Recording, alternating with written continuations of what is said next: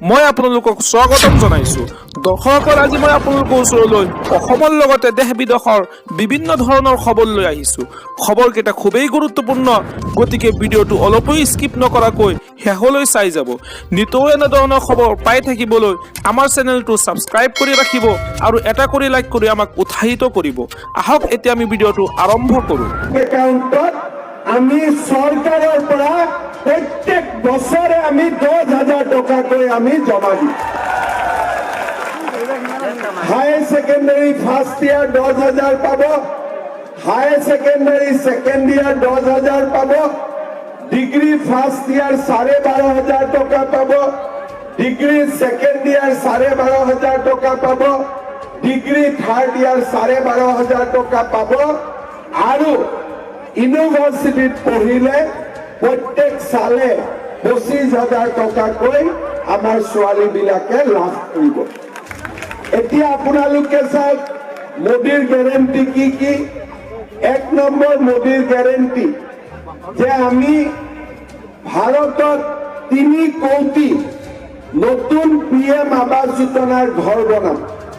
অসমত আমি 20 লাখ শুনি থাক তেতিয়া বুজি পাবি। পুৰা অসমত আমি 20 লাখ নতুন ঘৰ বনাম, বৰাকতো বনাম, ব্ৰহ্মপুত্ৰতো বনাম। আৰু এই ঘৰৰ জিঅ' টেগিং এইবাৰ গভৰ্ণমেণ্ট অফিচাৰ নকৰে, মহিলা সেলফ হেল্প গ্ৰুপে কৰিব। ঠিক আছে?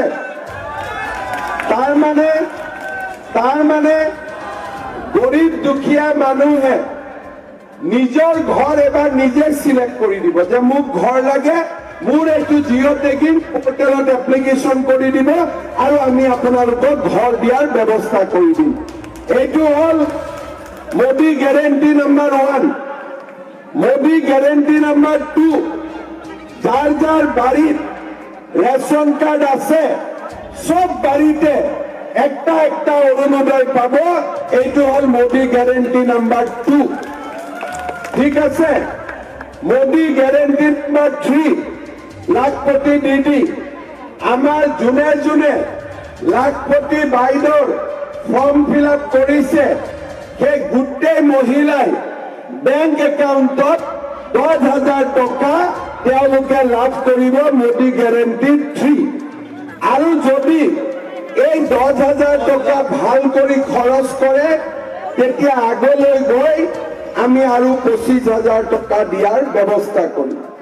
মোদী গ্যাৰেন্টি 4, আমাৰ ল'ৰা আৰু ছোৱালী ছেলে মেয়ে দুইটাৰে কলেজৰ এডমিশন ফ্ৰী।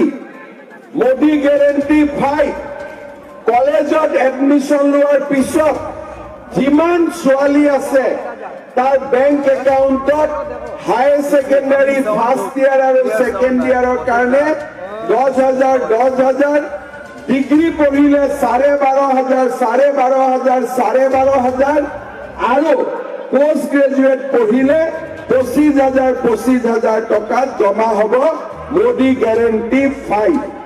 আগত কি গ্যারেন্টি আছে? রেশন কার্ডত 5 কেজি ফ্রি চাউল, উজ্জ্বলা গ্যাস, আয়ুষ্মান ভাৰতৰ কাৰ্ড, এই তিনটাটো চলি থাকিলে লগত আৰু নতুন 5টা মোদী গ্যারেন্টি। মোদী গ্যারেন্টি কা সাথ সাথ মামা কি ওয়ারেন্টি। ঠিক আছে? আজি আপোনালোকে জানে এই যে মই কথাবিলাক কৈ আছো, মই ক'ৰবাত কৈ আছো নেকি যে খালি হিন্দুৱে পাব মুছলমানে নাপায়? মই কৈ আছো নেকি? কৈছো নেকি? তেতিয়াহ'লে আপোনালোকে চাওক, ইউডিএফ আছে, কংগ্রেস আছে, কয় বিজেপি এন্টি মুসলিম। কিন্তু বিজেপি দিনত মুসলমান মানুহে অৰুণোদয় পাইছে নে নাই পোৱা? মুসলমান মানুহে পাক্কা ঘৰ পাইছে নে নাই পোৱা? মুসলমান মানুহে আয়ুষ্মান ভাৰতৰ কাৰ্ড পাইছে নে নাই পোৱা? মুসলমান মানুহে চাকৰি পাইছে কি নাই পোৱা? তেতিয়াহ'লে যিবিলাক মানুহে কয় মোদী বেয়া, মামা বেয়া, সেই মানুহক মই একটা প্ৰশ্ন সুধিব খুজিছো যে কংগ্ৰেছৰ দিনততো দালাল আছিলে, কি ভাল আছিলে? এতিয়াতো মামার দিনত দালাল আমি খতম করে দিচ্ছি যে দালালি চলবে না, এটা কি খারাপ কথা? তো আজি কংগ্ৰেসৰ দিনত ইউডিএফৰ দিনত মানুহ কষ্টত আছিলে, আজি মানুহ কষ্টত থাকিব নালাগে। কেইদিনমান আগতে মই হাইলাকান্দিত আহিছিলো, মই এটা কথা কৈছো যে আমাৰ শিলচৰত মেডিকেল কলেজ হল, আমাৰ ৰাতাবাৰীত নতুন মেডিকেল কলেজৰ কাম আৰম্ভ হৈছে। এইবাৰ যদি হাইলাকান্দি, কাটলিচেৰা, আলগাপুৰ এই তিনি সমষ্টিৰ মানুহে যদি কৃপানাথ মালা বা আমাৰ কেণ্ডিডেটক যদি এমপি জিকাই দিয়ে, মই হাইলাকান্দিতো এটা নতুন মেডিকেল কলেজ বনাই দিম। ঠিক আছে, আপোনালোকে কৃপানাথ মালাক জিকাই দিয়ক, মই আপোনালোকক 100% হাইলাকান্দিত একটা নতুন মেডিকেল কলেজ দিব। মেডিকেল কলেজ হলে সঙ্গে সঙ্গে বিএসসি নার্সিং কলেজ হবে, সঙ্গে সঙ্গে ডেন্টাল কলেজ হবে। ঠিক আছে, Barakar mini secretariat before assembly election আমি স্টার্ট করে দিম। বিফোর অ্যাসেম্বলি ইলেকশন শিলচৰৰ পৰা হাফলঙৰ পৰা গুৱাহাটী ৰাস্তা মই ফিনফিনীয়া কৰি দিম, যাতে চব যাব পাৰে, কোনো কষ্ট কৰিব নালাগে। শ্বিলঙেদি গৈ আমি ডাইৰেক্ট হাফলঙৰ ভিতৰেদি ইষ্ট টু ৱেষ্ট কৰিডৰ আমি চাব পাৰো। Mini I love you to mini secretariat medical college, মহাসড়ক, এই তিন কাম 2 বছরের ভিতরে হয়ে যাবে।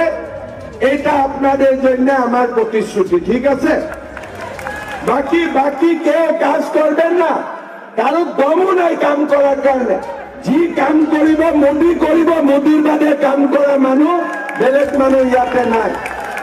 শ্রদ্ধা রাইস, কাটলিচেরা, আলগাপুর, হাইলাকান্দি এই তিনি সমষ্টিৰ ৰাইজ আপোনালোকক মই ৰিকুৱেষ্ট কৰিম, এই ইউডিএফ আৰু কংগ্ৰেছৰ কথা নুসুধিব। ইউডিএফৰ কিছু কাজ নাই, কংগ্রেসের কিছু কাজ নাই। আপনারা আমাকে বলেন, পুরনি নোট চলে কি কাটলিচেরার বাজারে? চলে কি কাটলিচেরার বাজারে? যেরকম পুরনি নোট চলে না, এরকম এখন ভারতে কংগ্রেস পার্টি চলে না। কেউ কংগ্রেসের নোট নেন না, কেউ কংগ্রেসের এখন ভোট দেয় না।